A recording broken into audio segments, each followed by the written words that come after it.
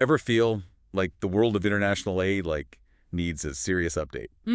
I see what you mean. It's like we're stuck with this image of, someone calling the shots, right? Yeah, definitely a bit outdated.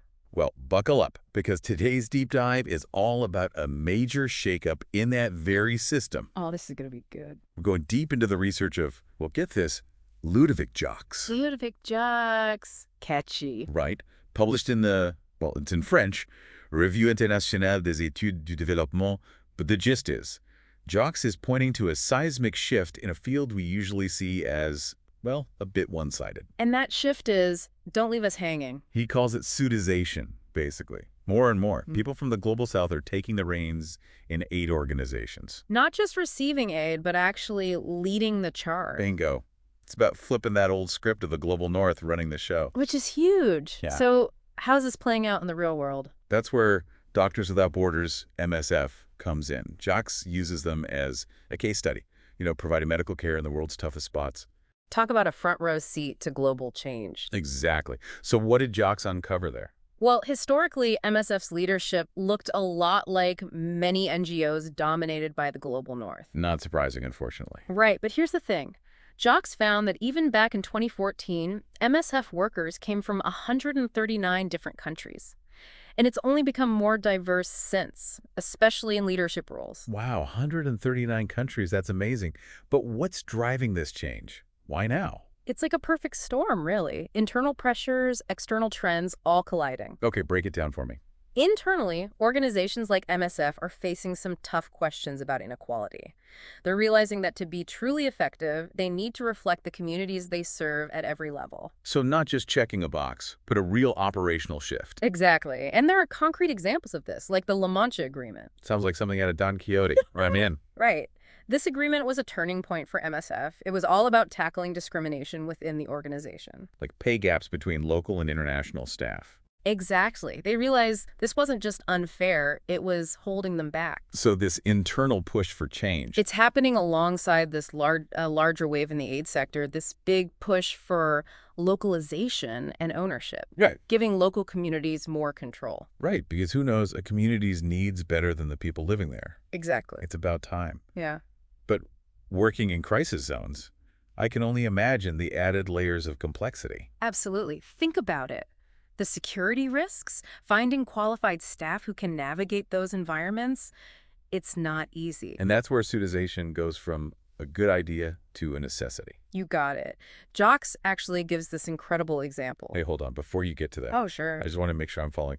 You're saying that because it can be so difficult and even dangerous to just send anyone to these situations, organizations are realizing that they need people who understand the local context. Precisely. And often those people are from the global south. Okay, that makes sense. Yeah. So what's this example you were talking about? So Jacques talks about how MSF has actually had to get strategic about deploying staff based on, well, skin color. Wow, because In certain regions, it's just safer for aid workers who don't fit the typical outsider mold. They can blend in, build trust within communities.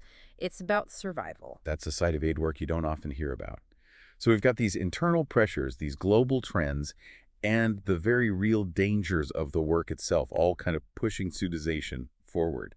And what Jacques highlights so well is that it's not just some abstract ideal. It's driven by these very real, very practical concerns. It's about doing what works. So we've got MSF navigating all of this, but what about the human side of it? The actual aid workers stepping into these new roles, what are their stories? And that's what makes this research so fascinating. It's not just some theoretical concept. It's about real people, real lives. Jacques actually identifies these three distinct types of aid workers from the global south who are now in the thick of it all, navigating the shift within MSF. Three types. Okay, you've got my attention. Lay it on me. So the first group, it might surprise you, he calls them the accidental aid workers. Accidental. Okay, I've got to hear this. These are people who never set out to work for, say, an MSF. They might come from really humble backgrounds, even refugee situations themselves, and they kind of just fell into this line of work. So less about ambition, more about circumstance. Exactly. Jacques talks about this woman, Matherine, from Rwanda. She fled the genocide, ends up in a refugee camp in Congo, right? And she had these dreams of, like, a career handling money. Okay, practical. Right. But then war breaks out, everything's upended, MSF is there in the camp, and they need people. So they ask Matherine, What can you do? She gets tested, boom, hired 19 years later. She's a validated expat, meaning she's reached a high level of seniority within MSF. Wow, talk about a twist of fate. It's amazing how life throws you a curveball like that. Okay, so that's one type. What about the second? This group's a bit more strategic. They're ambitious, see MSF as a stepping stone. Maybe they've got a specific degree in international development or public health, and MSF. It's a big name to have on your resume. So they're driven by career goals, which, hey, nothing wrong with that. Exactly. They're often incredibly skilled, very driven individuals, but their focus might be a little different, Yeah. a little more long-term. That makes sense. All right, last but not least, the third type. This group's really interesting. These are the folks drawn to MSF out of this deep sense of, social justice. They want to make a difference, but their experience might be mostly local. They've lived their whole lives in the global south, and MSF, it's their entry point into this whole world of international aid. So they've got the passion, but maybe a narrower lens at first. Exactly. And here's where it gets really interesting. Jocks finds that a lot of aid workers from the global south, no matter which type they are, they start their MSF journey with this sense of deference. With reference to what? The organization? Their colleagues? To all of it, really. To Yeah. the way things are done, to the leadership, even if they see things they might not agree with. Because they're the new kids on the block, trying to find their place. That's part of it. Yeah. And Jocks suggests it's also cultural, respect for authority, and maybe even a little bit of, fear.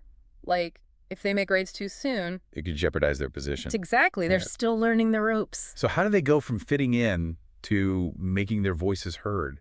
From following the rules to, rewriting them? It's like they're entering this whole new world, trying to find their footing. Yeah, exactly. And what's fascinating is Jocks found that as these individuals, they gain experience, they get more comfortable, things start to shift. They find their voice. They find their voice, that initial, holding back.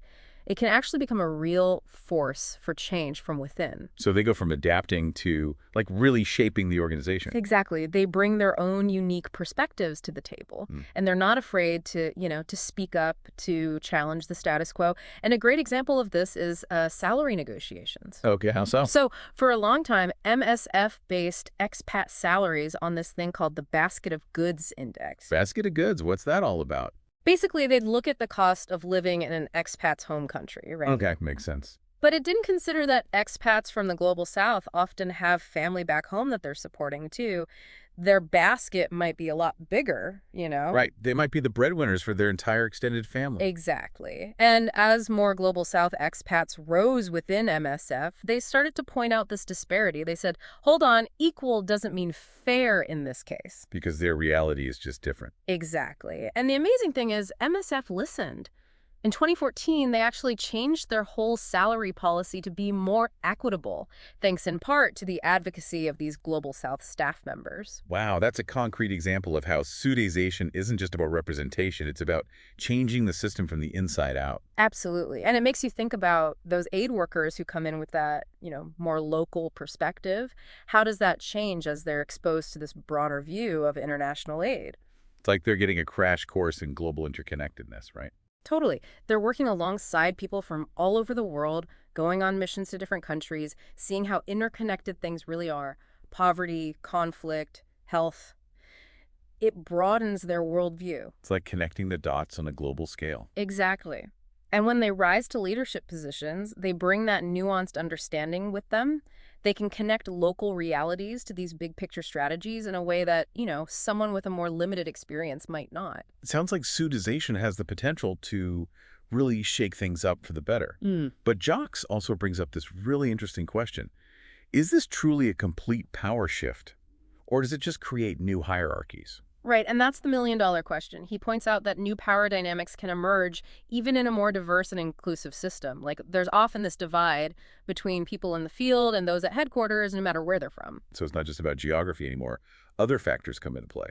Exactly. And then there's experience, too. Jocks talks about how, that on-the-ground experience becomes really valuable. An aid worker from the global south with years in the field might actually have more influence than, say, someone from the global north who's newer to the game. So it's like pseudozation disrupts the old way of doing things, but it also creates new dynamics, which is fascinating to think It about. really is. And it shows us that this is an ongoing process, something that needs constant reflection and a real commitment to inclusion, to making sure everyone's voice is heard. This has been such a thought-provoking deep dive. We've gone from this concept of pseudization to seeing how it plays out within MSF, and then zoomed out to look at these bigger questions of power and what real change looks like in the world of international aid. It really highlights how we need to move beyond just diversifying our organizations. It's about creating spaces where everyone feels empowered to lead, to contribute their unique perspectives. So to our listeners, we'll leave you with this. Where do we go from here? How can each of us contribute to a more just and equitable world, both within and beyond the world of international aid? Keep those questions in mind, and we'll see you on the next deep dive.